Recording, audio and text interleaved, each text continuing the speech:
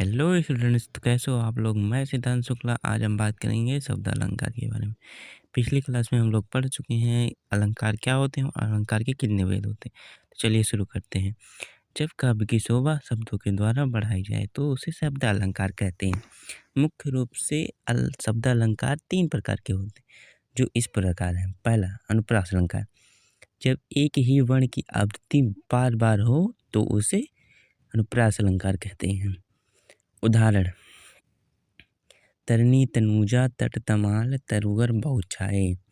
यहाँ तावड़ की आवृत्ति हो रही है।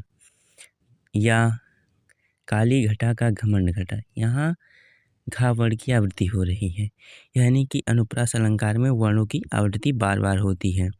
इससे हम पहचान सकते हैं। तो आई होप आप लोगों को समझ में आया होगा। यमक अलंकार। जब एक ही शब्द दो या दो से अधिक बार आए लेकिन हर बार उसका अर्थ अलग अलग निकले तो उसे यमक अलंकार कहते हैं। उदाहरण: जैसे कि हम लोग जानते हैं यमक अलंकार का सबसे फेमस उदाहरण क्या है, तो वही हम लोग देखेंगे। कनक कनक ते 100 गुनी माँ दक्ताए अधिकाए।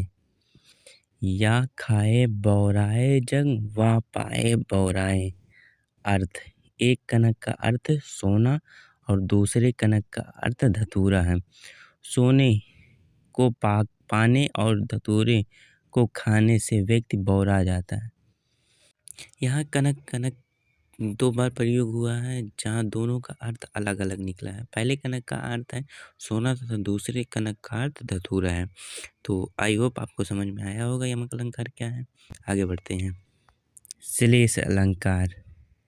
जब कोई शब्द एक ही बार प्रयोग हुआ हो पर उसका अर्थ अलग अलग निकले तो उसे श्लेष अलंकार कहते हैं। उदाहरण: रहीमन पानी राखिए बिन पानी सब सून। पानी गए न उभरे मोती मानुष चून। यहाँ पानी के दो दो अर्थ हैं। पहला जल और दूसरा इज्जत। यानी यहाँ पानी एक बार प्रयोग हुआ और उसके दो दो अर्थ हैं। पहला जल और दूसरा इज्जत। यानी श्लेष अलंकार में कोई शब्द एक ही बार प्रयोग होता है लेकिन उसका अर्थ बार बार अलग अलग होता है। तो आपको पसंद आया तो लाइक ज़रूर करें।